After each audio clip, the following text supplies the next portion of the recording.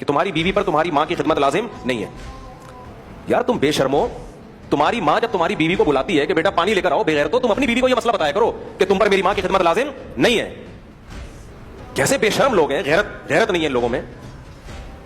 آپ اس پر بیان کرو کہ ساسیں بہوؤں پہ ظلم کرتی ہیں, ہم بھی سنیں گے آپ کی بات, کرتی ہیں, اس میں دو رائے نہیں ہو سکتی. اس کو غلام بنا کے رکھتی ہیں, غلط ہے, نہیں رکھنا چاہیے. لیکن آپ نے اتنا مبالغہ کر دیا عورت کے حقوق, فیمنسٹ عورتوں کو بھی پیچھے چھوڑ دیا آپ نے. گھروں کا نظام کیسے چلے گا؟ ہمیشہ گھروں میں چھوٹے کس کی خدمت کرتے ہیں؟ بڑوں کی. یہ ہماری سوسائٹی کی خوبصورتی ہے. صحابہ میں بھی ایسا ہی ہوتا تھا. یہ کہتے صحابہ میں اس کی کوئی مثال نہیں ملتی. جابر بن عبداللہ رضی اللہ تعالیٰ عنہ نے نکاح کیا ایک عمر یافتہ عورت سے, صحیح بخاری کی حدیث ہے. نبی صلی اللہ علیہ وسلم نے فرمایا کہ کنواری سے کیوں نہیں کی؟ حضرت جابر نے کیا فرمایا, میری چھوٹی چھوٹی بہنیں ہیں, میں اگر کسی کم عمر لڑکی سے شادی کروں گا تو میری بہنوں کو سنبھالے گی کیسے؟ وہ میری ماں نہیں ہے, میری بہنوں کو کون, وہ تو خود اس کو مجھے سنبھالنا پڑے گا. تو میں نے ذرا میچور خاتون سے شادی کی ہے. اس سے پتہ چلتا ہے کہ نکاح کا ایک مقصد گھر سنبھالنا بھی ہوتا ہے. آپ حضرت جابر کو یہ بتاتے کہ آپ کی بیوی کا کام آپ کی بہنوں کو سنبھالنا نہیں ہے. ایک رکھ کے تھپڑ لگاتے ہو کہ تو اپنی سوسائٹی کو جا کے تباہ کر, ہمارا ایک خوبصورت گلشن ہے, خوبصورت بہار ہے, ریلیشن ہے. مرد کے دل میں جگہ ہی وہ عورت بناتی ہے جو عورت اس کے ماں باپ کی خدمت کرتی ہے. مرد کہتا ہے میری خدمت مت, اگر مرد کا بچہ ہوگا غیرت مند ہوگا, مجھے اگنور کر دے, میری ماں کا خیال کر. ہر آدمی اسکالر بن کے منجن بیچ رہا ہے.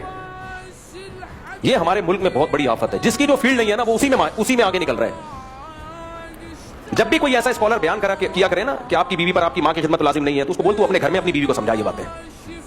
کتنی گھروں میں طلاقیں ہو گئی ہیں اس بیس پہ.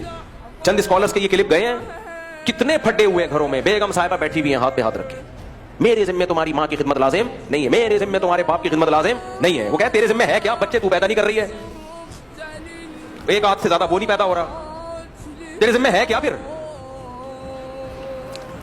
آپ کہہ سکتے ہو کہ بیٹا کرے نا ماں کی خدمت, یقیناً کرے, باہر کے کام کون سنبھالے گا بھائی؟ جب بیٹے کو موقع ملتا ہے, غیرت مند بیٹا بیوی کو پیچھے چھوڑ کے خود ماں کی خدمت کرتا ہے. میں کھلاؤں گا اس کو پانی, پلاؤں گا اس کو پانی, میں اس کے لیے چائے بناؤں گا. لیکن مرد کے ذمے اللہ نے کہاں کے کام رکھے ہیں؟ کمبختو, تم تو ایک اکیڈمی میں بیٹھے ہوئے ہو, باہر جاتے نہیں ہو. مرد کو کمانے کے لیے باہر جانا پڑتا ہے. تم لوگوں کو کیوں خراب کر رہے ہو؟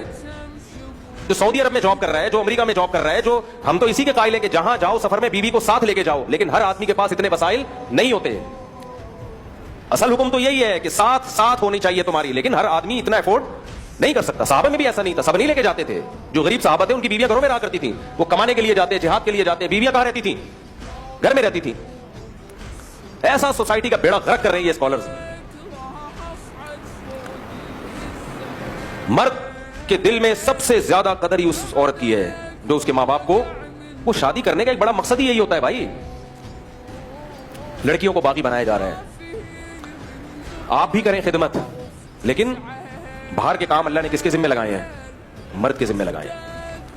ہاں یہ ضرور ہے کہ اس میں اعتدال ضروری ہے, اعتدال. گاؤں دیہاتوں میں ہم نے خود دیکھا ہے کہ عورت جو بہو ہے نا اس کو ایسا کھینچ کے رکھتی ہے, نچوڑ دیتی ہے اس کو ظلم کر کے. 18 روٹیاں پکوائی جا رہی ہیں, زیادتی ہے, یہ ظلم ہے, یہ ظلم ہے بھائی. اعتدال ہونا چاہیے ہر چیز میں. اس کے سونے کا خیال کرو, یہ تھوڑی کہ جب چائے اٹھا کے ٹھڈا مار کے اٹھا دیا, نہ کوئی سونے کی فکر, نہ کوئی اس کے آرام کا خیال ہے. لیکن جب گھر میں رہتے ہیں اکٹھے تو کاموں کو بانٹنا پڑتا ہے, سب کو مل جل کے کام کرنا پڑتا ہے.